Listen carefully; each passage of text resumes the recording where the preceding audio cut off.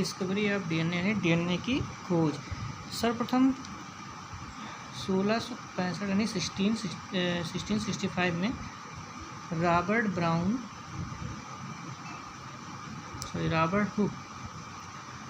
Hook ने कोशिकाओं की खोज की थी। यानी इन्होंने बताया था कोशिका की खोज सर्वप्रथम रॉबर्ट हुक ने की थी। इसके बाद 1831 में रॉबर्ट ब्राउन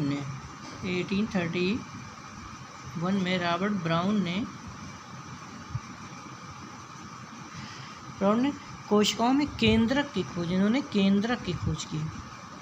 यानी कोशिका के अंदर इन्होंने बताया कि केंद्रक की खोज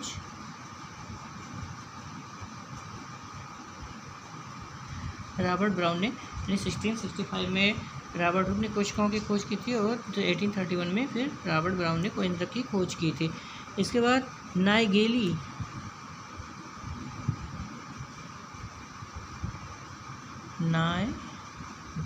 साइंटिस्ट थे। नाइगेली ने 1842 में इन्होंने केंद्रक में सूत्रवत रचनाएं देखी थी।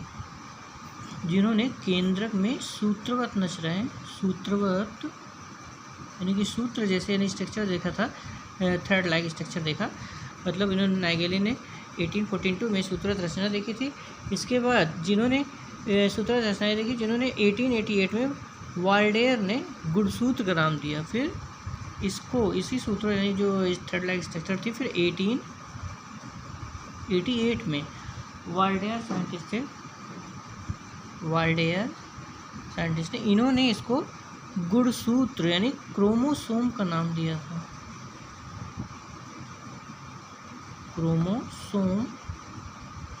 इन्होंने क्रोमोसोम का नाम 1842 में यानी नाइगेली थे साइंटिस्ट, उन्होंने एक थ्रेड लाइक स्ट्रक्चर देखा। इसी को 88 में वाल्डेयर साइंटिस्ट ने गुणसूत्र की संरचना का नाम दिया।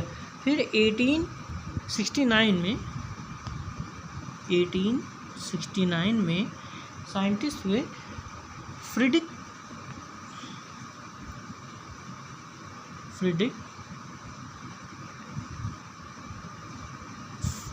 माइखर, यानी साइंटिस्ट फ्रीडरिक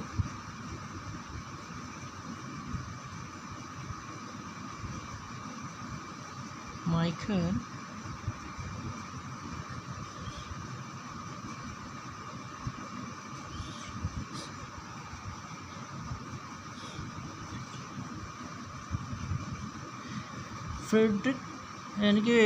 फ्रीडरिक माइखर थे, ये साइंटिस्ट थे। इन्होंने जो मरी हुई पश कोशिकाएँ थी, मरी हुई पश कोशिकाओं में इन्होंने पश कोशिकाएँ जो थी उनके अंदर,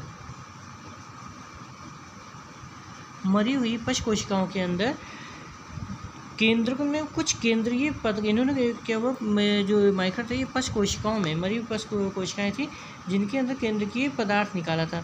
यानी एक मरी हुई सेल जो थी वो WBC थी, उन्हीं के अंदर इन्होंने कुछ केंद्रीय जैसे मतलब उन्होंने पदार्थ निकाला था जिसमें सल्फर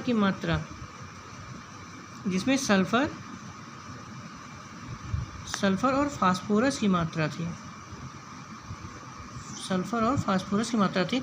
जिनमें जो प्रोटीन में होता है इसमें सल्फर होता है लेकिन फास्फोरस नहीं पाया जाता है। लेकिन इनमें जो सल्फर की मात्रा कम थी, ये सल्फर थी ये कम थी लेकिन फास्फोरस मात्रा पाई जाती, लेकिन फास्फोरस की मात्रा सल्फर की मात्रा कम थी लेकिन इसमें फास्फोरस की मात्रा अधिक पाई गई थी। इसलिए लेकिन जो प्रोटीन होती है, प्रोटीन में सल्फर की जो होती है इसमें सल्फर की मात्रा कम होती है लेकिन फास्फोरस प्रोटीन में नहीं पाया जाता है। तो इसी के आधार पे जब इसमें फास्फोरस नहीं पाया जाता है, इसी के आधार पर बताया गया कि प्रोटीन के अलावा कुछ और मटेरियल है जिनको केंद्रीय पदार्थ ने माइखर ने एक अन्य फास्फोरस पदार्थ का अनुमान लगाया जिसे न्यूक्लिन नाम दिया है। क्योंकि इसमें प्रोटीन में फास्फोरस नहीं पाया जाता लेकिन इसमें फास्फोरस की मात्रा अधिक थी, जिसके आधार पर माइखर ने इन्होंने न्यूक्लिन नाम दिया गया। इसको माइखर ने खोज किया जिसको नाम न्यूक्लिन कहा गया। न्यूक्लिन, न्यूक्लिक ना कहा गया, न्यूक्लिन कहा गया।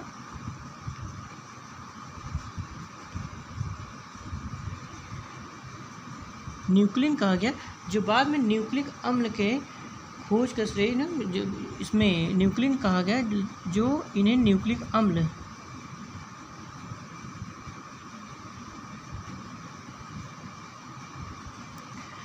यानी फास्फोरस की मात्रा इसमें अधिक पाई गई थी, लेकिन प्रोटीन फास्फोरस नहीं होता, इसलिए इसी नाम न्यूक्लिन दिया गया। न्यूक्लिन जो होती है, इसी न्यूक्लिन के आधार पे इनको माइकन को जो होता है, इनको न्यूक्लिक अम्ल की खोज को श्रेय मिलता है, यानी न्यूक्लिक फ्रेडरिक माइकन को ही न्यूक्लिक अम्ल की खोज का श्रेय दिया गया। बाद में 1882 में फ्लेमिंग ने कोशिकाओं में गुणसूत्र का पता किया। 1882 में फ्लेमिंग साइंटिस्ट थे, फ्लेमिंग साइंटिस्ट ने इन्होंने गुणसूत्र का, कोशिकाओं में गुणसूत्र का पता किया। यानी वाल्डेन ने इसमें 1888 में वाल्डेन ने गुणसूत्र की खोज की थी, लेकिन उससे पहले 1882 में फ्लेमिंग साइंटिस्ट थे, उन्होंने इसे गुणसूत्र का पता लगाया था। बाद में 1887 में वान वेनिडेन, 1887 में वान वेनिडेन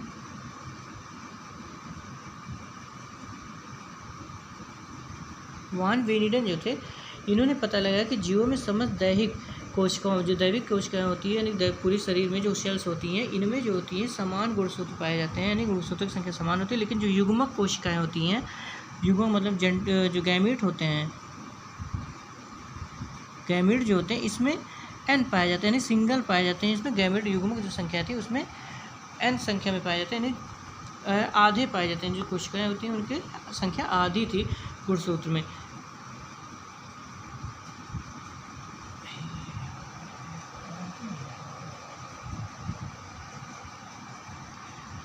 तो इसमें जो गुणसूत्र है, मतलब ये वान वेनिडेन जो थे, इनमें फ्लेमिंग गुणसूत्र में पाए गए 87 में वान वेनिडेन ने इसमें इसको बताया कि युग्मक यानी गैमेट में जो संख्या होती है आधी होती है, हाफ होती हैं। तो इसी के आधार पे इन्हें गुणसूत्र को, केंद्र के गुणसूत्र को आनुवंशिक पदार्थ के रूप में इन्होंने सिद्ध किया, यानी कोशिकाओं की संख्या होती है, जिससे सिद्ध होता है कि आनुवंशिक पदार्थ केंद्रक के गुणसूत्र में ही होता है, यानी केंद्रक में गुणसूत्र में पाया जाता है। फिर 1889 में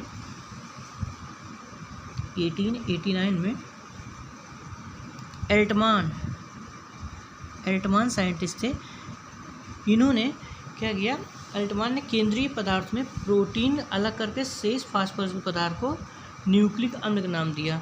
इन्होंने जो प्रोटीन, इसमें जो केंद्रीय पदार्थ है, केंद्रीय पदार्थ में से प्रोटीन को अलग कर लिया, उसके बाद जो मटेरियल बचा हुआ था उसमें उसको इन्होंने कहा कि ये न्यूक्लिक अम्ल होते हैं। इन्होंने न्यूक्लिक अम्ल का नाम इन्होंने दिया, यानी जो मटेरियल था उसमें इनको अलग कर लिया, उसके बाद इन्होंने इसे न्यूक्लिक अम्ल का नाम दिया। फास्फोरस पदार्थ जो पाए गए थे, एल्टमान ने फास्फोरस पदार्थ को न्यूक्लिक अम्ल का नाम दिया। इसके बाद इसमें जो कोशल साइंटिस्ट थे, 1893 में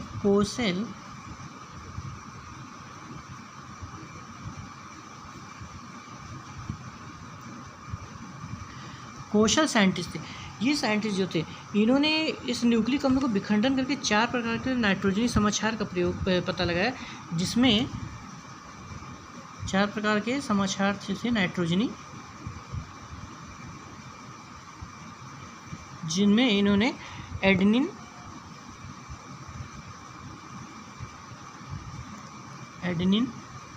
ग्वानिन,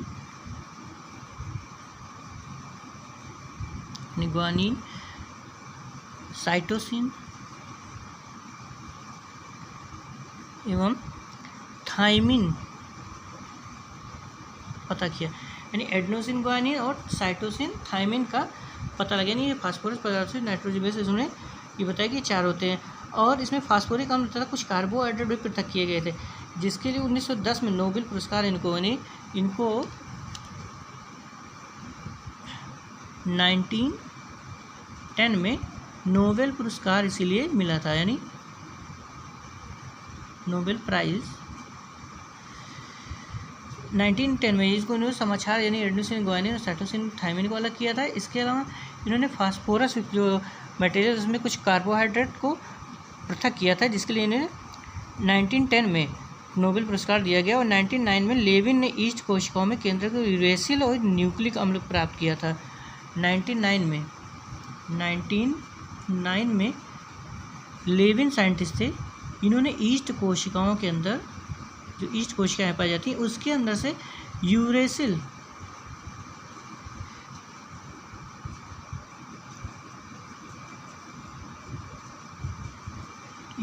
और न्यूक्लिक फास्फोरिक टाइप के अम्ल को यानी न्यूक्लिक अम्ल का पता किया, जिसे राइबोज नाम दिया गया। यानी इसमें उपस्थित राइबोज नामक पेंटोस शर्करा पाई गई।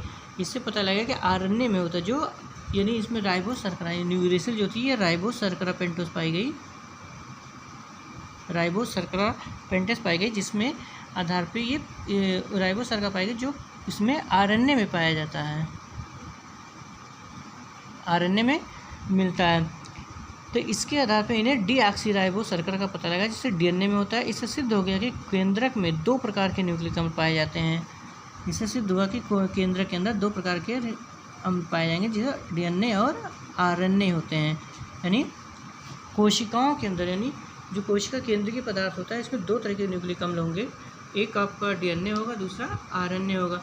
तो इस तरह से डीएनए की खोज की, यानी सर्वप्रथम जो होती है डीएनए के बाद रॉबर्ट हुक थे जो 1665 में कोशिका खोज की, फिर रॉबर्ट ब्राउन ने 30 केंद्र की खोज की, फिर नाइगेली ने सूत्र थ्रेड लाइक स्ट्रक्चर देखा, जो 88 में वर्ल्डे ने इसे गुणसूत्र का नाम दिया। फिर 1869 में फ्रेडरिक फाइबर थे जो फ्रेडरिक माइकर जो थे, इन्होंने पस कोशिका यानी WBC कोशिकाओं में मटेरियल देखा जिसमें सल्फर और फास्फोरस पाया गया था। सल्फर की मात्रा कम थी लेकिन फास्फोरस की मात्रा अधिक थी। फिर इसमें जो कि प्रोटीन में फास्फोरस की मात्रा, सल्फर की मात्रा अधिक होती है, प्रोटीन नहीं, फास्फोरस नहीं पाया जाता है, इसलिए इस प्रोटीन नाम न देके इससे अन्य पदार्थ की तुलना की गई, यानी दूसरा कोई मटेरियल दिया गया जिसे न्यूक्लिन कहा गया। इस न्यूक्लिन को, और जिसके आधार पे इन्हें फ्रेडरिक माइकर को ही न्यूक्लिक अम्ल खोज की श्रेय दिया जाता है सर्वप्रथम। उसके बाद 1882 में फ्लेमिंग जो थे, इन्होंने गुणसूत्र की खोज किया था। बाद में 1887 में वान वेनेडेन ने एक बताया कि कोशिकाएं जो होती हैं समान गुणसूत्र पाए जाते हैं, लेकिन जो युग्मक होते हैं यानी गैमेट होते हैं उसमें एन सिंगल होते हैं, उसमें पेयर नहीं पाए जाते हैं, यानी आधे गुणसूत्र पाए जाते हैं। फिर 1889 में एल्टमान ने न्यूक्लिक अम्ल की खोज किया, जिन्होंने इसमें बताया कि न्यूक्लिक अम्ल उसमें पदार्थ को निकाला गया जिसमें बताया गया कि ये शर्करा प्रोटीन होती है।